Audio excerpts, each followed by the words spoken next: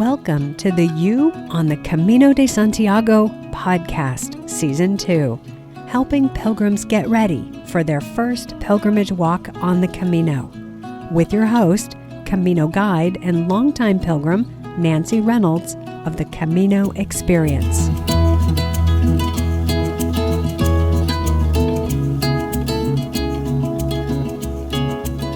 Hey there, welcome to this episode of the podcast, You on the Camino de Santiago, where the goal is to give you the long answer to all your Camino-related questions. You're getting this from someone who has spent lots of time on the Camino, specifically on the Francés route. This is Nancy, and I first walked the Camino in 2005, starting in Pamplona. I didn't love every bit of it, but it did have a big impact on me and how I viewed the world. I went back in 2007 and walked again from Roncesvalles to Santiago, and after that walk, I swore I would never be back. Well, I did go back. In fact, I've been back twice a year since then, with just a few exceptions. I stopped counting my personal pilgrimage walks in 2012, when I started leading groups on the Camino. Here's what I have counted, though. I have walked from Saint-Jean-Pied-du-Port in France 17 times. That includes 4 personal walks and 13 walks when I was leading groups. My goal is to empower you to make your dream of walking the Camino a reality. That's my love, that's my passion, and that's my wheelhouse. This podcast has 2 types of episodes, informational or educational, where I share with you what I've learned over the past 17 years and countless pilgrimage walks, and conversational, where I chat with people who, just like you, are getting ready to walk their first ever Camino pilgrimages. As this episode is going live, the previous 30 episodes have been downloaded nearly 12,000 times by past and future pilgrims in 39 countries. I am elated. The idea that you are learning from what I'm sharing and that I have a hand, however small, in you making your Camino dream a reality makes my heart sing. Thank you for allowing me to be part of your journey. I think you're going to love this episode, which is a conversation with 2 first-time pilgrims who will be walking the Camino Francés in May 2023. Before I get to that, though, I want to invite you to hop over to my website, thecaminoexperience.com, and sign up for my email list. I have a bunch of things in the works and lots more helpful Camino info to send you, and I don't want you to miss any of it. When you sign up, I will immediately send you a PDF list of my favorite top tips with a short narrative for each. And then you'll hear from me regularly with more good stuff about the Camino and getting ready for your first walk. It's really easy to sign up. I have one of those semi-annoying pop-up windows set up on my website. It's the one that comes in after you've been on the page for a few seconds, and you can enter your name and email address there. Oh, one note. If you're listening on your phone, you won't get the pop-up. Instead, just scroll about halfway down the page to find the sign-up form. I'll put the link for my website in the notes.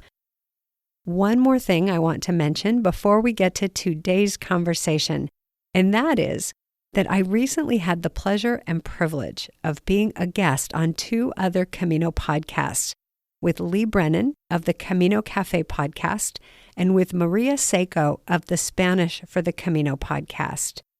If you love podcasts, if you love the Camino, or if you love both those things, I think you'll really enjoy these 2 podcasts. I have a link for you in the notes. And again, thank you for joining me here. Really, thank you. I admire your courage and determination, and I appreciate that you are trusting me to help make your Camino dream a reality. Now, let's meet my guests. Hi, everyone. Welcome back. I'm excited to have with me today a couple of Yes. And I think you're really going to enjoy getting to know them. Today, I'm here with Jason and Andrea, originally from St. Louis, Missouri, and let's see if I can get this correct, Belo Horizonte, Brazil. Jason and Andrea call New York City home. They met in their late 40s after experiencing loss, love, grief, success, disappointment, and spiritual growth in their own ways. Boy, that sounds like a path many of us are walking, doesn't it? They'll start their Camino in May 2023, and I'm going to have them share the details with us. And at that time, they will be celebrating their 2-year anniversary of their first date. So we've got a bit of a love story going on here. And they feel that the Camino represents symbolically their paths merging together, their choice to unite their hearts as they continue the journey of life. Now, don't you already love them? I know I do. All right, so let's meet them. We've got Jason and Andrea. Hi, guys. Hi, Nancy. Thanks for having us on. Hello. Oh, I'm just so glad you're here. And I mentioned this a moment before we started recording that this is my first interview with two people at once. And I think I could not have asked for a better two people to start it with. So yes, let's get going. So who would like to tell us what your plans are? So I like to always start by putting the pin in the map, where you'll be walking and when you'll be starting and how far you plan to walk and how much time you'll take, because when people start to plan their Caminos, they're always asking these first round questions like, when are you going, or when's the best time and why? And how much time does it take, or how long am I going to take? So let's put those pins in the map. Jason, I think you're the one who's going to give us that rundown. Yeah, thanks, Nancy. It took us a while to figure out exactly when we could go, as many people have jobs and responsibilities. We don't have children, but we do have a Schnorky, a 6-year-old Schnauzer Yorkie mix. And, I have to take care of those responsibilities. So we were juggling between April and then May, and then this window opportunity in May showed up, and we said, okay, we're going to do that, our second anniversary from our first date. And we thought, well, this is working out symbolically. How far and how long can we, stay away and go? So we first said, well, 2 weeks is about all we could do, let King stay with some friends. And as we kept listening to your podcast and watching YouTube videos and reading books, we're like, we really want to, immerse ourselves, as much as we can. So we said, okay, let's do 3 weeks. And maybe through the Meseta, we'll ride bicycles and just kind of blow through there. But it just kept pulling on us. It was like kind of not weighing on our hearts, but we're kind of being sucked into the Camino vortex. And we just said, if we're going to do it, let's do the whole thing. And Andrea can speak to, when she first heard of the Camino when she was younger, but she wanted to walk the Camino Francés. And we were thinking about the Portuguese way, but we settled on that because it had been in her heart for many, many years.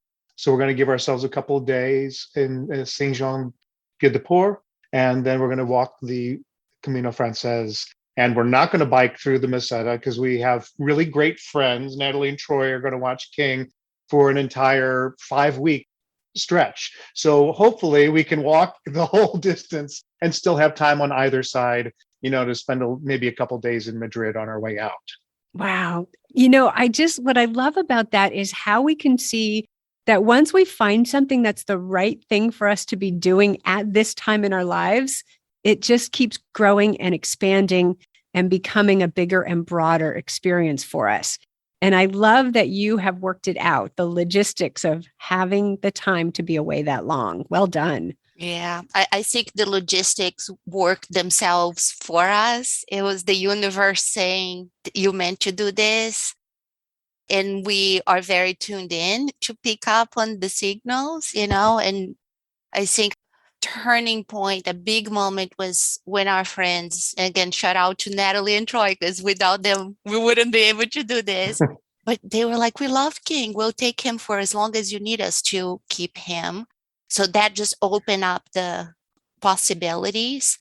But in our hearts, I think we're really calling to allow for the unfolding, the unraveling of the Camino to take its own pace and not to be an exercise of check the box. We did this and let's rush through it to make sure that we get that, those credentials and the Compostela at the end and hang it on the wall. That's not what this is about, right? Yeah. So it just kind of all fell into place. And we are now allowing 5 weeks from beginning to end. I love that. And you used a word that comes up a lot when we talk about the Camino, and that's a calling. A calling. So there's something that has called you, and it's calling you in a particular way. I love that you use the phrase the universe, that's something bigger, something grander. Could either of you talk more about the calling and I just recently became interested in this. What's behind the calling? Is there something that we are all longing for that the Camino calls us to come find? So yeah, Jason, you want to talk about that a bit? Sure. I think it might help to get a little backstory on the two of us. I mean, we, like in the intro that you read, we met in our late 40s. I'm now in my early 50s, but I had lost my wife of 22 years to ovarian cancer in 2018. And I wasn't, necessarily knowing what I was going to do next. The whole world came crashing down around me. And after a couple of years of going on pilgrimages on my own, I went to India and hiked the Himalayas and did a meditation retreat there with my sister and did a whole Buddhist-centric tour of India. And then in 2019, I did a cross-country here in the States, a pilgrimage, New York to California and back, towing my motorcycle behind my car, and then hiking the Grand Canyon and Big Sur and Yosemite and the Painted Desert to find maybe even the questions. I don't know that I was looking for answers. I was looking for questions that would help lead me to some answers, or even just the questions would be enough. Because I think people who are on a journey that is a deep journey, you don't always get what you want. You don't always get the answers. And so we've both been on, Andrea has her own personal journey, but I was open to the universe leading me wherever it might lead me. And eventually when I started dating again, Andrea and I met, and the universe again has been has been helping cultivate our relationship. We sort of refer it to as every time you're like driving up Amsterdam Avenue in New York City. And if you just hit every green light, there isn't a red light. It just keeps going. You're like, wait, when is there going to be a red light? And it didn't. We could just go straight upstate, on Amsterdam Avenue because the green lights just kept happening. And so this is an extension of that. Like we said, we started with, maybe a couple weeks, 3 weeks, 5 weeks. And there was just green light after green light after green light. So the calling is not a very specific, it's more a very general, being open to whatever may come. And the fact that we both have had that ideology, if that might be the right term for what this is, the both of us have been wide open to the universe. That's what brought us together. And now we're going to continue our journey together through life on this, massive pilgrimage, which, I don't know what it's going to show us. And that's what we're going to wake up every morning and have our torta and our cafe con leche and see what the universe has to bring us. It's great. Besides, hopefully no blisters. Yeah, hopefully no blisters. What it reminds me of is the attitude of yes, the attitude of, I'm going to keep my eyes open. And when those green lights are green, I'm flooring it. I'm going to go right through those green lights rather than slow down and wonder if it really should be green. Shouldn't that be turning red yet? But you're going ahead. Andrea, yeah. You called it. It's been a theme with us. And in fact, when we decided to move in together, I called one of my best friends and she said, I think the only answer that you and Jason need to decide to give is how loudly you're going to say yes to, how this is developing for you. So when Jason was answering your question, it reminded me one of the earliest things that got me hooked in your podcast is you said something around having the distinction between intentions and expectations. Mm-hmm. And it was something that I was familiar with, or a concept I'm familiar with from other aspects of my life. So it resonated with me right away. And I think we're both thinking about the Camino much more about the intention we're bringing with us and really no expectations. But you had asked us to reflect on this question of the what's behind the calling. Mm-hmm. And we were kind of scratching our heads last night talking about this. And I had a big revelation for myself. So thank you for that question. Because I think what I realized is that the older I get, the more I have an appreciation for the fact that, let's say, the secret to happiness or to peace with yourself is to accept things as they come and not try to force the world or other people to behave in a way that, fits with your expectations or your preferences. Mm-hmm. Right. And yesterday, what came to my mind was the Camino is going to be a boot camp on that for me. Right. Where you sleep, how many people are in the room, if there's snoring or not snoring, if there are bed bugs or no bed bugs, if it's raining or if it's sunny, if it's too hot, if it's too cold, if my feet is aching or not aching. I'm here to embrace this experience. And if I allow the voices in my head to fight the circumstances that I'm finding, I'm not going to have any fun. So and what's the point of embarking in a journey like that if you're not ready to do this? And what I said to Jason was, my biggest hope is that in practicing this during the Camino, I can come back to normal life, more prepared to do that, on a more regular basis. You hit it. You hit it right there. I've become so curious lately about why on earth would we do something like this if we're not going to bring it back to our daily lives? I mean, this is no small thing. 2 people is twice the cost. I mean, almost. Sometimes, you share a room and not necessarily twice the cost. And it's a huge amount of time out of your lives.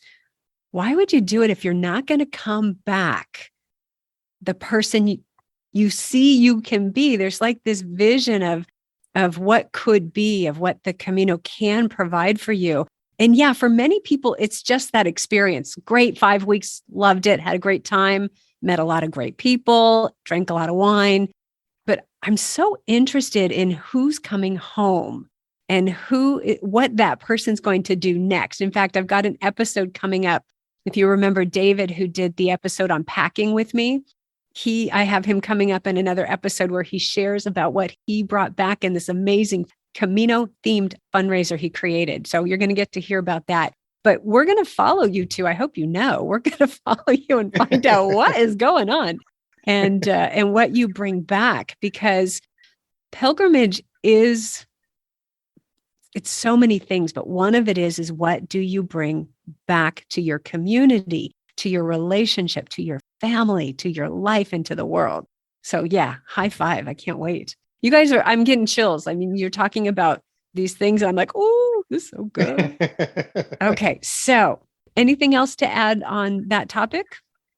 I just think, not to beat, it in the ground, but it is so exciting that, and not to make it about myself, but I, have had a significant amount of loss, and to think that I've come out on the other side with an open heart and an open spirit, which I've always had before, but that I didn't lose it through the grief or the loss of my father 2 years before. Wow. Marin.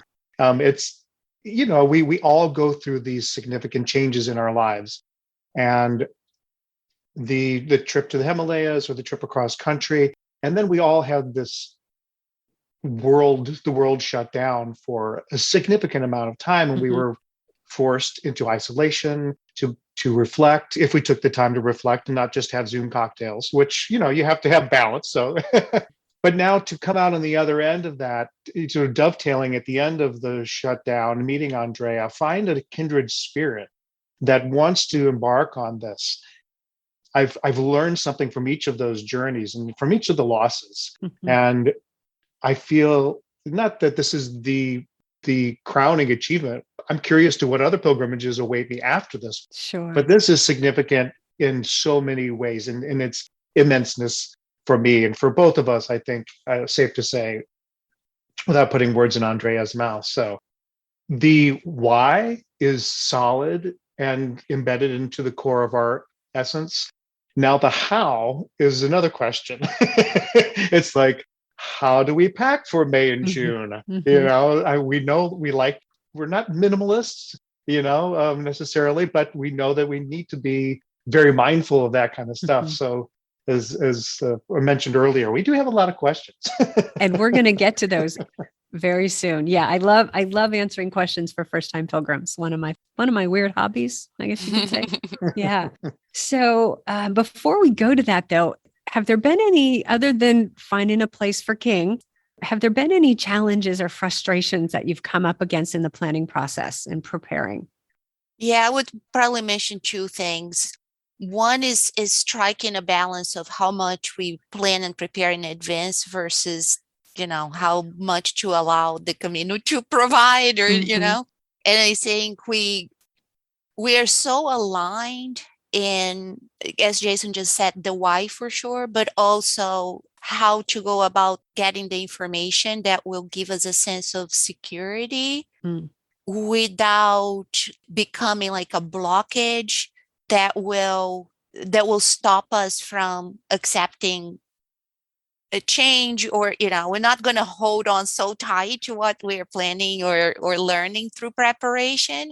So allowing for that flexibility, it's very clear for us that that's important. But still, I find sometimes that the amount of information that's out there can trigger a little bit of anxiety for me. So in one hand, it gives us, oh, okay, we know what the options are going to be. We understand what to expect. That's helpful. And then there is a bit of like, okay, how much information is too much information? So I think that's one of the challenges. I'd love to hear more about the anxiety part. What about that glut of information causes anxiety? I'll just pick one example. And I think I experienced this more than Jason does. But one example is, Nancy mentioned that we should really have dinner at this place because it's great. So I am going to go like, oh my God, I got to make sure I don't miss that because it's a top tip, right?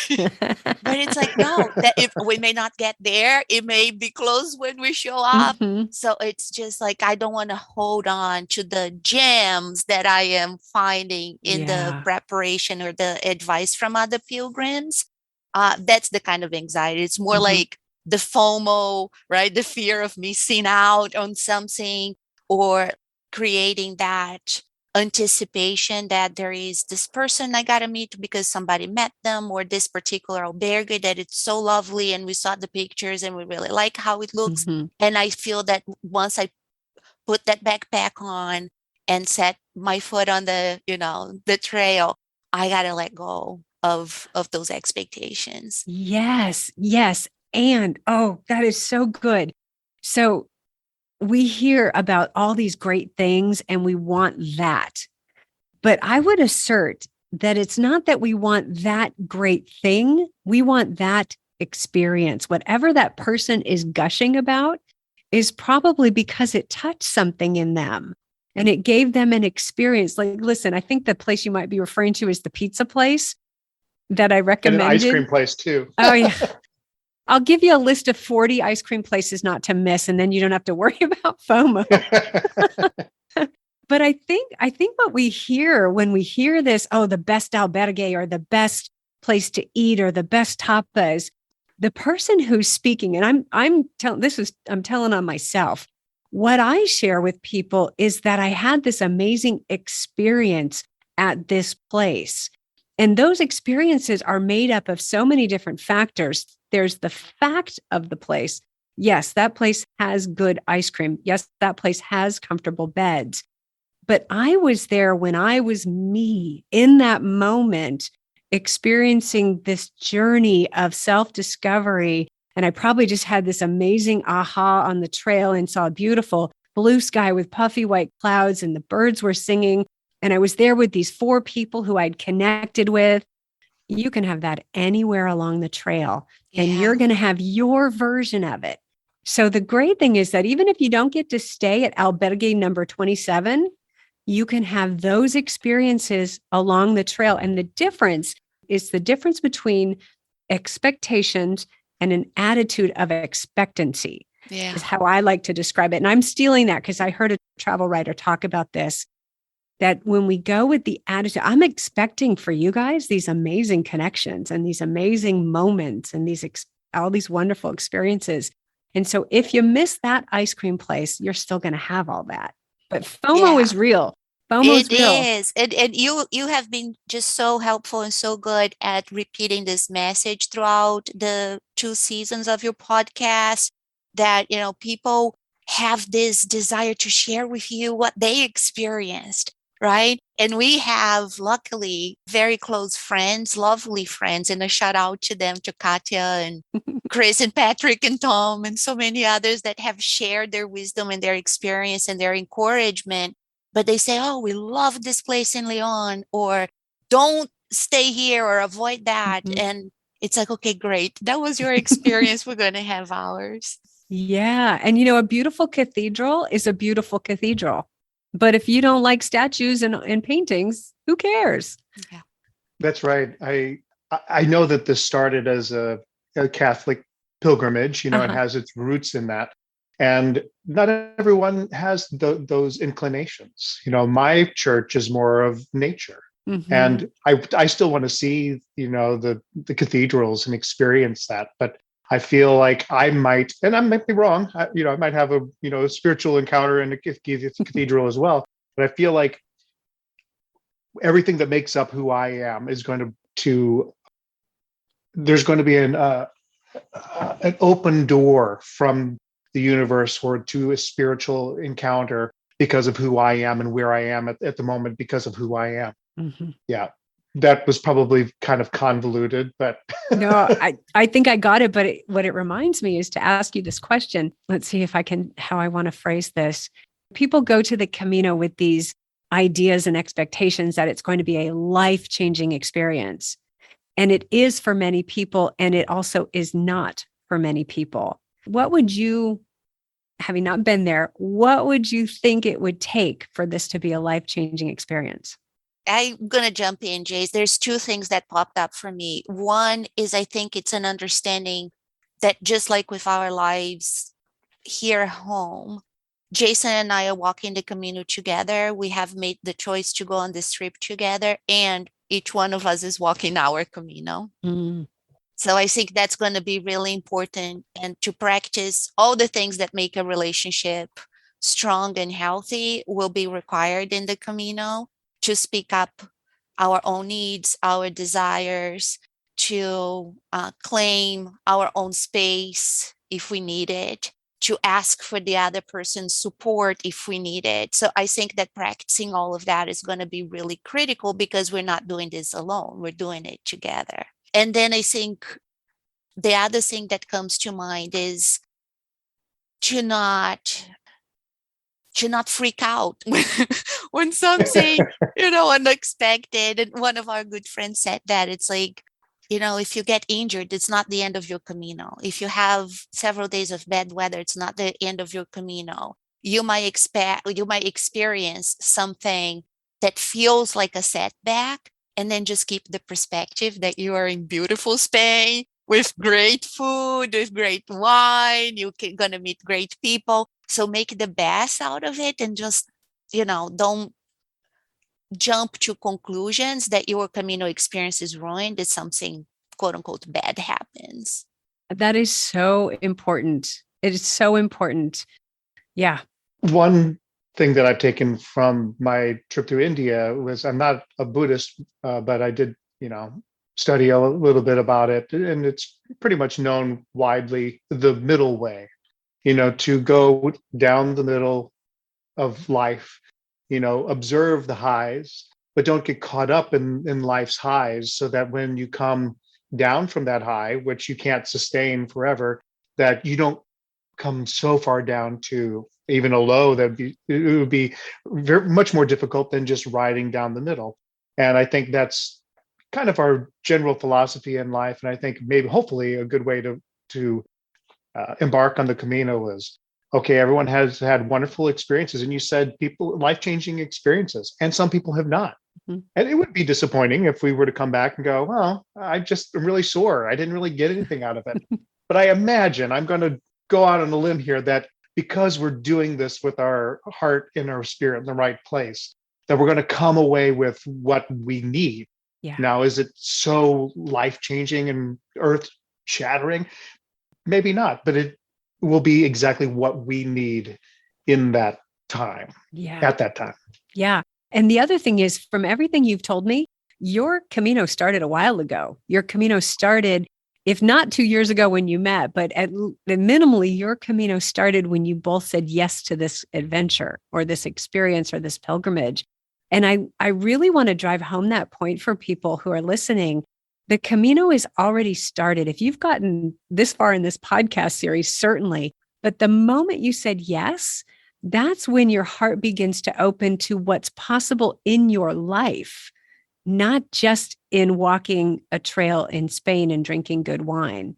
But there's now a possibility for something bigger and grander. And you can call it spirituality, you can call it religion, you can call it the human experience, you can call it the universe or God or whatever you want to call it. But I really believe that saying yes to the Camino is saying yes to something bigger and better in life. And Nancy, to build on the theme of saying yes, one thing that's been surprising to me, or I didn't expect, was the impact that just sharing the news with people that we're going to do this, that like the reactions that we got from our friends, our colleagues. I think as professionals, right? I'm an independent consultant, and I've been making connections with my key clients saying, listen, between May 15th and June 23rd, I'm not on email, I'm not answering phone calls, I'm not available for meetings. And it feels like the courage that it takes for me to carve out that time to make this choice and then to communicate it to others in itself is inspiring for other people. Yes. We haven't even set foot in Spain yet, and we're already getting, a wave of response from our friends and family and professional colleagues. I think the energy of yes is contagious. You're both really bringing it, and you've been bringing it in your relationship and in your lives. And what you just described, Andrea, about the reaction of people to you telling them what you're planning to do just tells me that saying yes to things has a huge energy and it's contagious. Anything else we should talk about before we get to your question? I'll mention one thing that out of our circle of friends that have done this before, we just had a conversation this past week, and our friend Patrick said, the Camino simplifies everything. And I just really love those, it's 3 words, it simplifies everything. And I think that's what I'm looking forward to the most. Nice. Yeah, good. I think you'll find it. I think you find it. Yeah. Oh, good. Jason, anything else from you? One of the things that to piggyback off of, it simplifies everything. And this is I think, part of my brain that I'm trying to disconnect in life in general, is to stop worrying about things. I'm already somewhat worrying about how we're going to reintegrate when we get back, because simplifying is great. And, I was telling a friend yesterday, we're going to get up and we're going to walk. We're going to eat. We're going to walk. We're going to wash our, socks out. We're going to take a nap. We're going to eat. We're going to go to sleep. And we're going to wake up and do it all over again. And he was like, that sounds fantastic. And it sounds like really something we need to do. Then when we come home and we have to go back into our work, it's how do we reintegrate that simplification in our complex world? And it's a bigger question that I think that has an answer. It's more like, so for me, it's just something to reflect on and to find ways to, instead of going to do this thing or taking on this project that's going to complicate my life, let's just go for a walk. I mean, maybe even just walking more, or let's just simplify our life at home. Absolutely. Yeah, it's really not a question, but it's more of a trying to understand how to bring the Camino home and integrate it. And it's a great question. I'm curious, what's your advice? Because you've done this so many times. You may remember in previous interviews with first-time pilgrims, I asked what people's superpower is and how you'll use your superpower to plan. Well, you also use your superpower to reintegrate or to bring it back into life. And Jason, I can already see what your superpower, one of your probably many superpowers, is your ability to ask questions and to reflect. And so what I would do is, and I'll even share some questions with you, when you're on the trail, of questions that I ask as I travel. I've got a whole list of questions for reflection. And when you hit the 1 week before Santiago mark, that's the time to really start asking questions about the return and to really start posing, we'll go back to the universe, posing questions to the universe of, hey, what do you want me to do with this? What am I going to do next? Show me what's next. Give me those green lights. And to start asking those questions, but it's to use your superpower again. One of the early interviews, she said it was great. I think it was Grace from New York said her superpower was curiosity. Okay, plug it back in. We're going to keep using those so that we can take what we learned right back into our lives. That's great. I like that a lot, and I can't wait to read your questions. Please do share. Absolutely. Absolutely. In fact, pretty soon I should do a whole episode on questions to ponder when you walk the Camino, but I will share them with you guys for sure. Great. Yeah. All right. So we've been talking about a lot of really great things, and I am so loving this conversation. And we're going to take a break here, and we might have to come back next week, because I think we've got lots of things still to talk about. And I know that Jason and Andrea have lots of questions. So I'm going to stop here for this episode and say thank you guys for being with me and sharing. This is really the juicy stuff about what you're doing and why. So I want to say thank you for sharing that with me. Thank you for going on the deep dive with us. It means a lot to our heart. And get ready. We have a lot of questions for you. Excellent. I'll look forward to that. We'll be back next week with the second part of this conversation. All right, guys. See you soon. Bye-bye. Bye.